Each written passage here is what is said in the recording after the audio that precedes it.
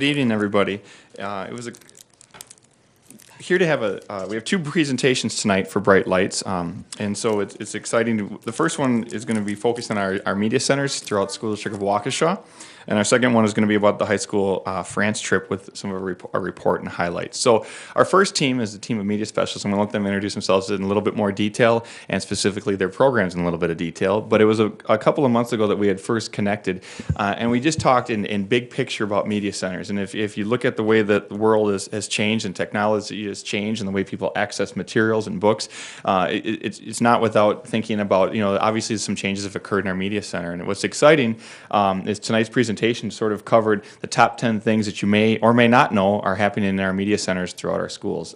Both of our reps tonight are here to represent the middle schools, but at the same time, they kind of speak in general in big terms about some of the media center supports. We also have some guests on the audience that are here that work in the role as well across different schools and would be able to be a part of any conversation as well. So I'm just going to turn it over quickly and make sure you push the button on your microphone, and we will get started. We also have a presentation that we'll be showing on the board. Yeah. Mark, you're going to put that up there, right? First of all, my name is Jill Wagner. I'm the Library Media Specialist at Horning Middle School. And thank you very much for letting us be part of your agenda night. And myself and Margaret here and the rest of my department are very excited to share with you some of the exciting things that are happening in our library media centers. So without further ado, it is the top 10 things you may or may not know about your library media centers. Number 10, the Library Media Center is a place that belongs to everybody and provides us with the tools to find answers. What we want our media centers to do, and we want it to be the center of our schools and at the center of our learning. And we want to provide a fun and safe and welcoming environment. And we really feel it's important, and this is something we always have to work on, is that we're providing consistent material, non-print and print, for all different types of learners, whether they're a lower level learner or higher level learners. Number 9, library media specialists are teachers. We are all certified teachers, and most of us have our master's degree. We teach on a daily basis. If we aren't teaching in our library media centers, we are actually in the classrooms teaching. It is usually up to the teacher that we're supporting that if we are actually teaching, whether it's in their classroom or in the media center. Number 8, we are technology integrators. We collaborate and we plan with teachers and we attend grade level meetings and PLCs. Our teachers are so busy, we cannot expect them to be the experts on all the different apps and presentation tools that are out there. That is where we come in. We are the ones that are the experts. We are the ones who are teaching these apps and these tools to the students. That helps alleviate some of the burden on their plate. And number 7, all of our media centers offer a variety of different ways for students and staff and the community to get involved. Some of those ways could be intergenerational book discussions, book clubs, library teen councils. We also have Waukesha Reads, some family fun nights, to just mention a few. And number 6, we are constantly providing building and district professional development. Not only in our own buildings are we teaching our own teachers what is available to them, but we're also involved with district professional development during those days of PD. We are also highly involved with Waukesha 1, along with our Vanguard teams. We are all part of our Vanguard teams.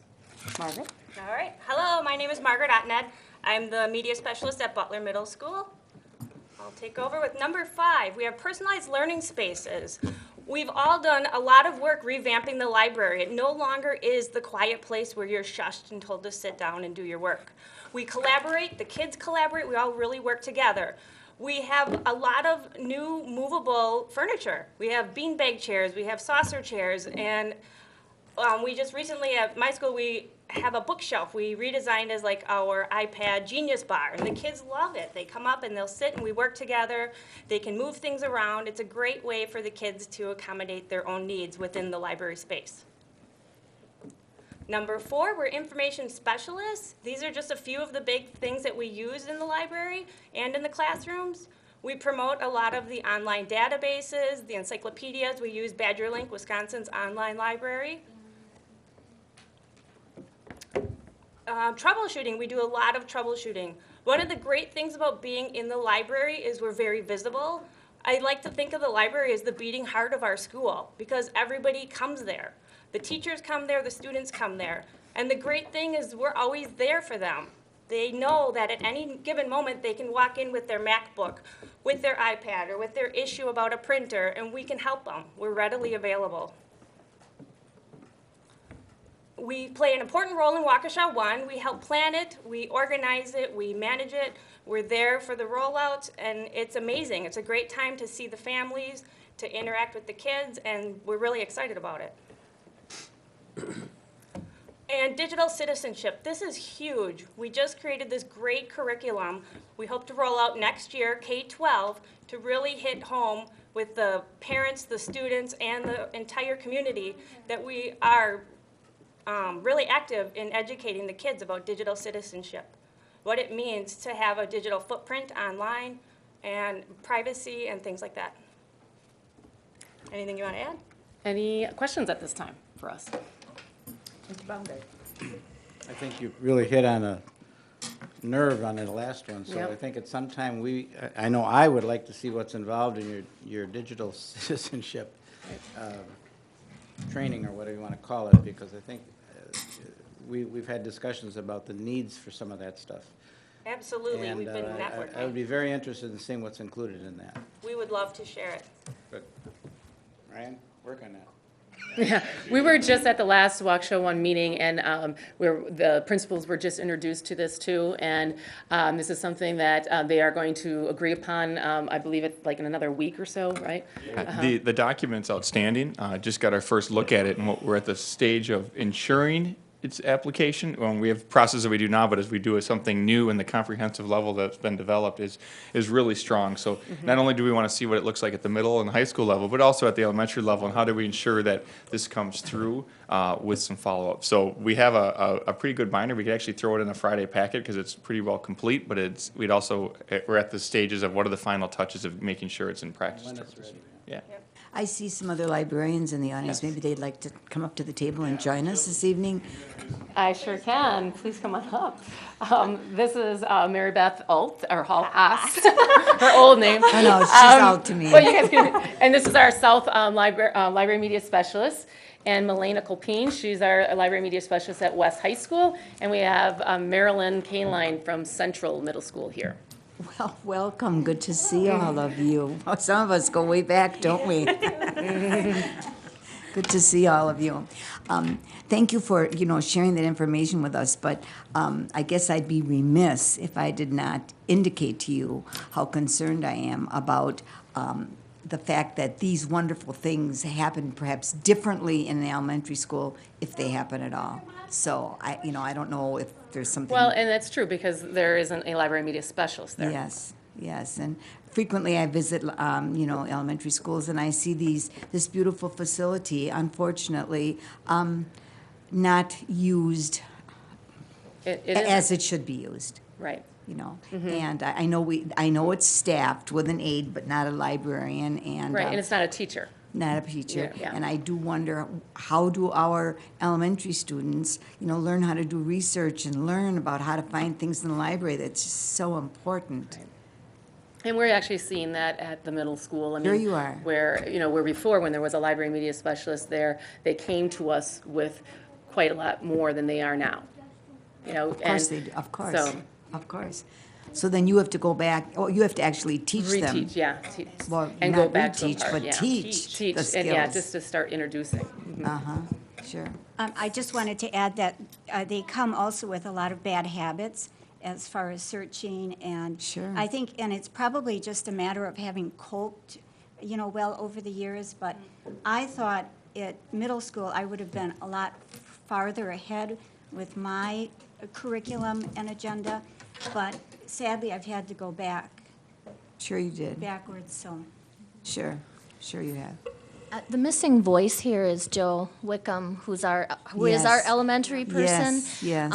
I wish she were here this just wasn't the night for her, but she could speak more about that. I think the thing that she keeps the the spaces in working order, because with the number of spaces she works with and the amount of staff she works with, that's really the most she can do. She works really hard to meet with staff and to make sure, I know she has asked every principal in the elementary schools and STEM where she works, where she is their resource. I know she has reached out to them, asked to be at staff meetings, asked to do professional development. She's asked to be on the PSI schedule in the summer, so that the teachers at least are aware of the resources that are there. But you know what, Barb, you know what teachers go through. I know it's really hard for them to recall all that and to know it the way we know it. And so, you know, and having worked at that level, Mary Beth and I came from there. I know you did. We see the whole, and it makes us very sad. Sure So. you do. Is there anything that you're doing at your schools that you'd like to highlight for us? Mary Beth, you've just done something very interesting lately. I think you should share with the board. Who, Mary Beth? Mary Beth, with the literature. With the nonfiction? Yeah. So, yes, I worked very closely with a AP English 11 teacher, and we have promoted nonfiction reading, and together we came up with Lit Circle books that the students have read, and the discussions have just, they were phenomenal. And I've been very pleased with how that process has gone. So it was a great experience. Mr. Gray he was able to come and see that too. So, and another thing that I wanted to include too, sometimes it's when you are in a building, it's that just-in-time learning, that moment of, oh, I can help you find that. And that can then lead to further connections with the students. And in fact, I was at a softball game last night, and a student came up to me and said, oh, I know you from the South Library, like you've helped me before. So making those connections with the students and being in a building, I think that's really, really important. And I'm a parent of a first grader, and I'm afraid that he's missing some of that at our elementary school. And I'm definitely concerned as a parent too, not having an elementary library media specialist for him. So. I'm going to piggyback on that. Because I worked at Rose Glen and Saratoga before I went to West, my students are my students again. They recognized me as soon as they walked in the door, and they saw the relationship there. So that was really important. They remembered it. They saw me. They knew me as a helper, and that was really helpful. To piggyback on what happened at South, something we did at West this year was I also did groups. I worked with Jill Anderson, who's a social studies teacher, and she likes for her students to read, whether it's fiction or nonfiction. Yes, We find yes, she does, absolutely. And we matched students with a book about the time period they were reading about. And we put them together in groups by their time periods. And we did this twice, once each semester. And so while they may not have read the same book, they were discussing the same time period. And our goal for these students was to increase their ability to answer inferencing questions, which is one of those big level questions. So the kinds of questions we asked them, we said, how would your character relate to technology today? Or how would your character feel about what would they like in our current society? What would they dislike? They can't pull that from the book. They have to kind of look for evidence and say, this is what I know about that. Another thing I'm really, really proud of is the amount that we're trying to get our students connected with the Waukesha Reads program. I represent the district on the steering committee for Waukesha Reads. And this year we had all 3 high schools reading. We had intergenerational book clubs at all 3 high schools around the book. And next year we're really excited because of the focus on, the book is Collected Stories of Edgar Allan Poe, which allows us to go even into the middle schools. Typically Poe is read in the middle schools or has been in the past. And so we're really hoping to get more of our students involved in this incredible community-wide event with so many arts and writing and speaking opportunities. So I'm very excited to be bringing that to the students at Well, West. thank you. Any of our committee members have anything? Dr. Langeau?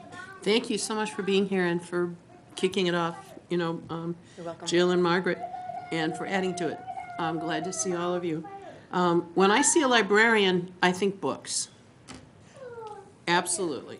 I mean, I know you're a media specialist, and that's important, and our students need you. But the fact that obviously we have a void in our elementary schools bothers me a great deal, because we see students in libraries staring at their screen, and they're surrounded by books.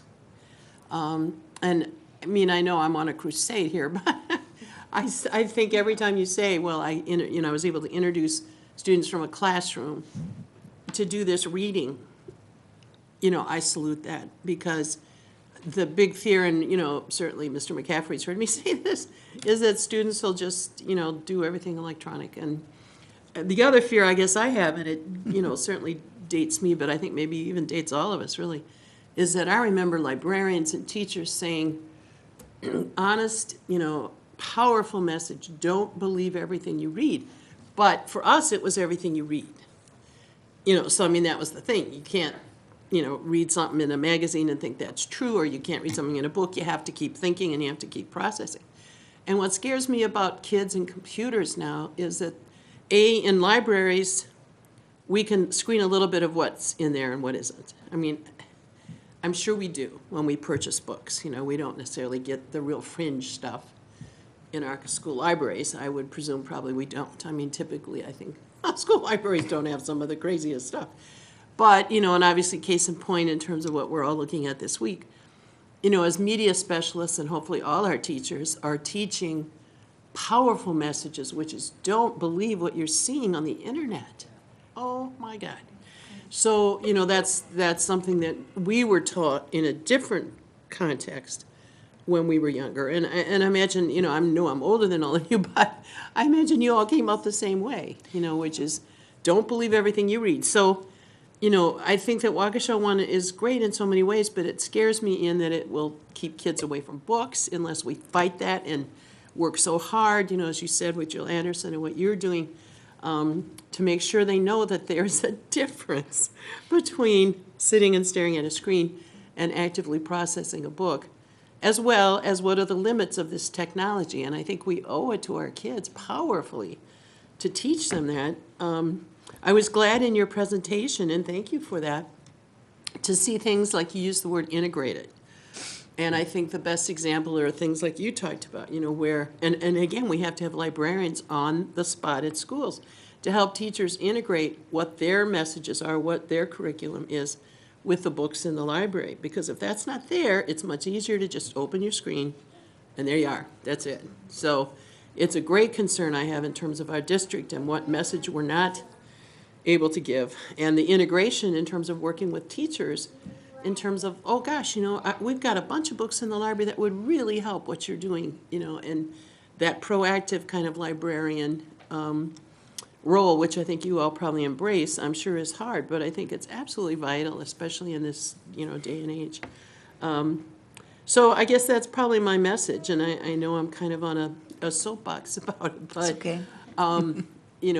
it just concerns me so much, the whole idea of don't believe what you see on the screen. And also, is there a way to go to a book and read that? And I mean, obviously we can all get books online, and I do when I travel, I read books on my iPad. But it's still different. And I'll just end with this. And I think we talked about this a month ago, and you probably have seen this study. I know Ryan has, when I talked about it. I think we need to emphasize to kids that there are just a lot of limits to this technology. And I know just because I teach at the university, this study was just pounded into us in the last 2 months that Princeton University did. I know, Ryan, you said you read it. That students who take notes in class, write it down, take notes. They remember what they wrote.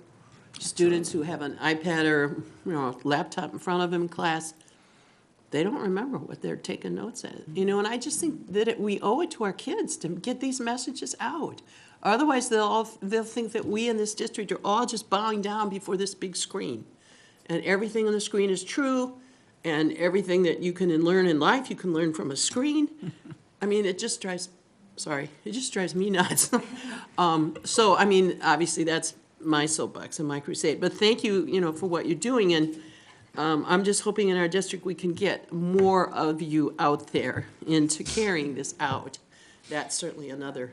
I've been pounding the table for a long time about getting music back, and so this will be one of my new crusades. Ryan, Can I- did you want to add something? Actually, appreciate the team coming in. Actually, when I got a chance to talk with Jill and Margaret, they searched me out, and one day we had a chance to meet. I think I was late. I usually am late, but I got there. And really what was interesting was not just the two of them, and you see more people on the team, and there's more that aren't here tonight, doing a job to really, I think media centers and the specialists in there have had to really be an advocate for their role, because times have changed.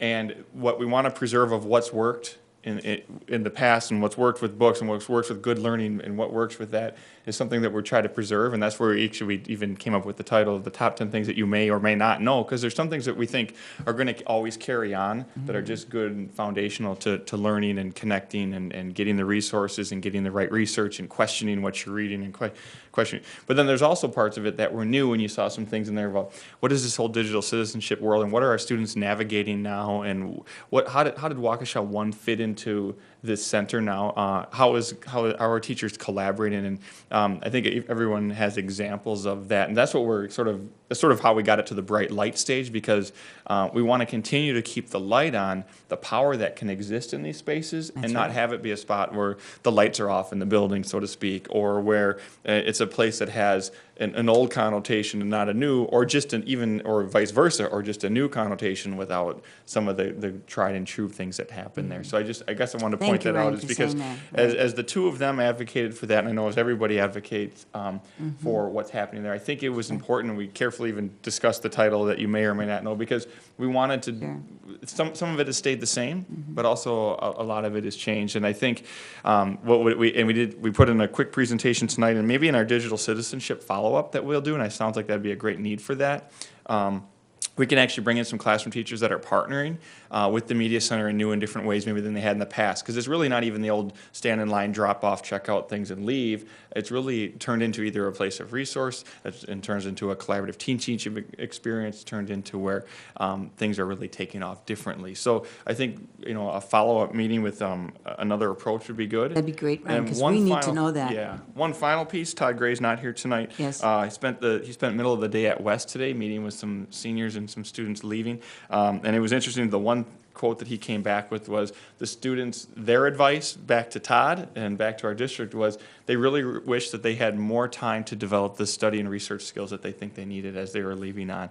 So you talk about, that's coming from the voice of the students today at about noon. And again, talking about that they're seeing themselves as learners, but they're seeing themselves as need to be able to advocate for their own learning and to get the resources they need and question, am I a digital learner? Do I need a book in front of me? Is this research right? How do I, and I saw some of the resources that are there today, EasyBib, and how are they referencing the materials, and is it a quality reference that they're using and other things. So just want to throw a couple of those things at the end, because it's great. I get to be more of an observer and a listener when people are really advocating for their role, and it was fun to see how we've continued to transform these environments. They're usually the biggest environment in our building, besides the gym. That's right. And they usually have the most space, and so Most materials? yeah, so it's a chance to look at then what are we going to do with that. So Very good. That would be an excellent conversation and discussion, because it's something that I know this board has felt very, very strongly about ever since, the days when we stopped having elementary programs. Mr. Baumgart? Yeah, another comment which I think indicates there's still lots of hope for the books. I went along on 2 of the e-sale studies. And help me, Robert. Environmental survey, something, instructional literacy, or something like that, right? Yep. Where we actually, pretty close. Anyway, I did that. Now, admittedly, I did it at 2 elementary schools, so I didn't get into the middle or the high schools to do that survey. But I would say that what we were observing in the 2 that I visited was far more intent on observing what paper materials were available to the kids and how they were using them than the digital part of it. So there still is being Oh, focus on how we're using, at least in the elementary levels, how we're using the printed materials. right, and we And- need both. Oh, yeah, I don't argue that, but, and I said, side with Ellen on some of my concerns, and again, we come from a different generation, but it worked. Right, right. But I can just tell from my own family that when if there was no librarian when they were in elementary school, then they had to learn this stuff in middle school, and they were just a little behind the eight ball. And their research projects were much more difficult because they didn't have the skills. So, Ryan, we'll talk about that some more. That's a very interesting subject and something we really need to address. Mr. McCaffrey. Thank you for coming here today, and I appreciate all your work with the Waukesha one and the individualized learning. When I was in school and we would go to the library, of course, the teacher would bring us down there, and the librarian would teach us basically how to research for writing, and obviously we don't have card files anymore, but we'd run through the card files. Do you still teach that? Does a teacher bring them to you, and then you teach the child how to go through the stacks? Yeah, It's called in the stacks. beginning of the year, there's a whole, especially now that they're not getting it in elementary school, we do have to kind of start a little somewhere like that. But it is so much more than just that type of teaching now. Okay. I mean, like today, I mean, the kids had researched battles of the Civil War in our libraries, and then what they had to do with that information was that they had to make a infographic. And if you don't know what an infographic is, it's basically a pictorial representation of their information. So they not only have to synthesize and figure out what that information they took notes on, they have to put it in a visual presentation. So that is something that I taught them, because the teacher didn't know how to do that, and they never even heard of it before. But that's what my job is to give those ideas to those teachers, because they can't keep up with everything. Right, So that's why, right. it's important that we do. So research is still a very important part. Research Oh, is very absolutely. important, Very and they have to know how to cite their sources properly, and, that's all the steps, yeah. Our stacks are just different. I know. There's still stacks, and there's still things in the stacks, but there's things lots and lots of other places, Elsewhere, and, right. yeah. And you cover it all. Yes, You we have do. to nowadays. Yes, we do. Okay. And I was just going to add too, we attend the WEMTA conference, which is the Wisconsin Educational Media and Technology Association conference. And not this past spring, but a year ago, I went to a session where a UW-Madison professor and a UW-Madison librarian was giving the presentation. And they talked about how there's a freshman orientation class at UW-Madison that all freshmen have to take. And he said to us, please make sure that your students know how to use databases for research purposes. So I really took that to heart, and we really teach our students how to use the databases. That's great. And there's a lot of different ones that we have that then they will have at the college level.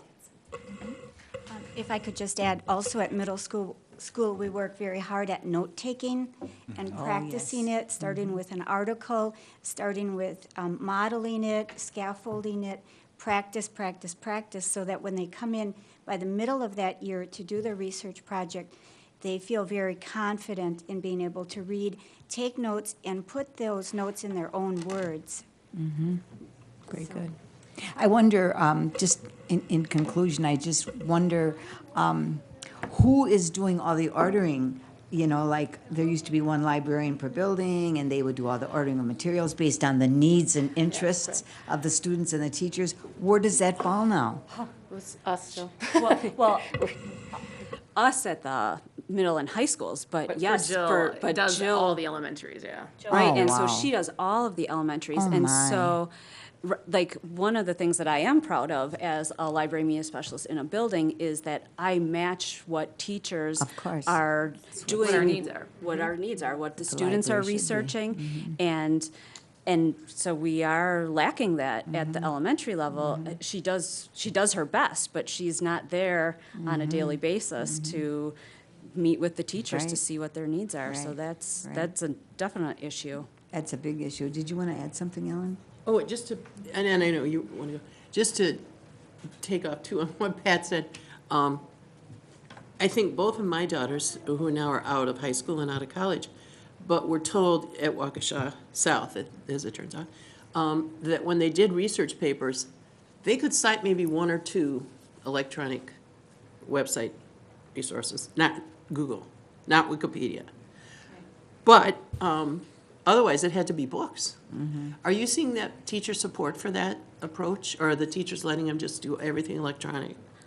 I actually, I do see the teacher support. I work very closely, and sometimes I have to encourage the teachers, but I have bought enough resources for some of our units. Like our health teacher does, they do a mental illness study, and as long as we have the materials that are the books to support that curriculum research project, then the teachers are more than willing to use the books because they're there, they're available for every student to good. use. That's So, good. but we still use other electronic sources, but we do still have the But books something too. like .gov? A deck of, yes. Yeah, that helps. And the databases, More reliable, yeah. those are the reliable sources that we teach about. And like for each class that comes into my library, on my website, you can go and see, I've got a web page that matches what the unit is for the particular teacher. So you can, you great. yourself can go on there and see the project and then the resources that match up with that Thank you. particular unit. I do teach the same lesson to the 6th grade, 7th grade, and 8th grade. When they come in for the research unit, I said, okay, you guys, we're learning about astronomy. You know your topic is black holes. You're gonna start, what are you gonna do? And of course, someone says, I'm gonna Google it. And I said, you're fired. What are you gonna do? And it's middle school, we have fun. So the kids, we go around and they know, we write up on the board a hierarchy. We start with books. The very first resource they have to find is a book. After they find a book, then we go to our encyclopedias, either the print or the non-print, the electronic version. After that, then they go to a database. After the database, then they can go to a website, but first we talk about evaluating websites. Is it a .com, a .gov, a .edu? So at the middle school, we're hammering it on the kids. They know Good, how to evaluate the resources and what the hierarchy should be. Well, thank you very much for sharing all the wonderful things that are going on. Did you have something you wanted to add, Karen? Yes, thank you, Barbara. Thank you all. I had a call today from a concerned parent, and I wished I could have followed up with her more, but I actually didn't know that we would be on this I was in the sun today, so I'm losing my words. She was very concerned because a coffee shop is going into a library, taking half of the space, and they're putting in a coffee shop in one of the high schools. Does any of you know about that? That's me. We don't have a coffee shop going in. It was, we tossed it around, and it was in an original plan.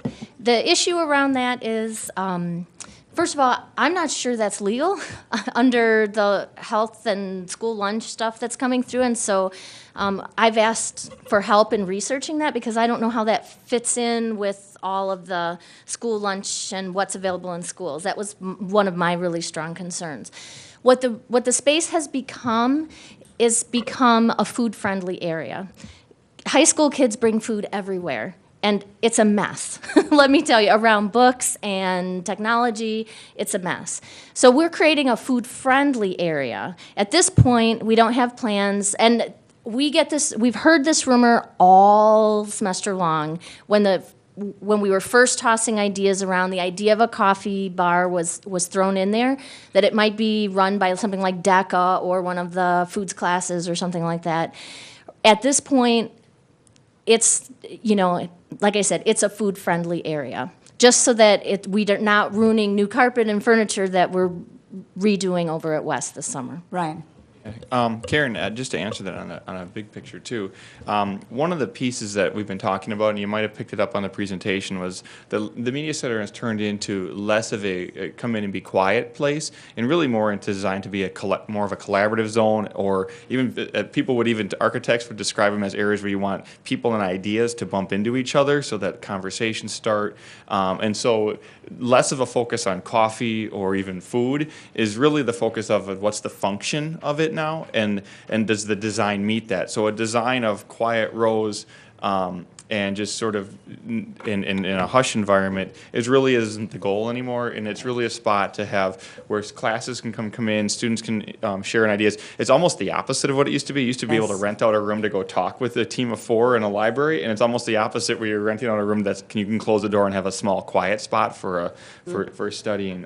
But really the function is to allow more collaboration and more ideas, and people have used the term, we want it to feel like a Starbucks, which is sort of pulled into not wanting to get into a partnership with Starbucks or anything, but the feel that it's a comfortable spot where you can get into a conversation, where you can collaborate with other people. And so sometimes the association of food, bubble gum, soda, water has made its way into it, but that's not the goal or the driving idea. The driving idea is a collaborative environment, access to resources, materials, and access to teachers. So. But I can see how it got out like that, because I've even heard staff talk about wanting it to feel like a Starbucks, and that could easily lead a student or a parent to say, you're putting a Starbucks in the school, and we're not. And Thank it's you for also that. not going to be half of the space either. Yeah. That space is roughly a quarter of the space.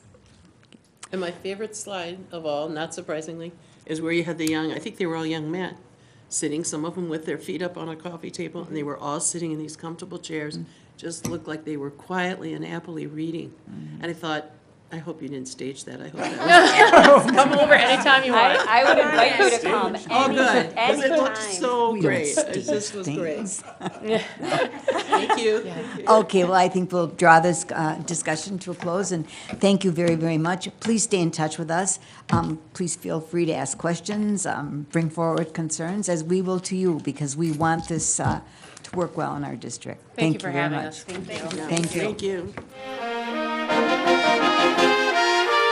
you.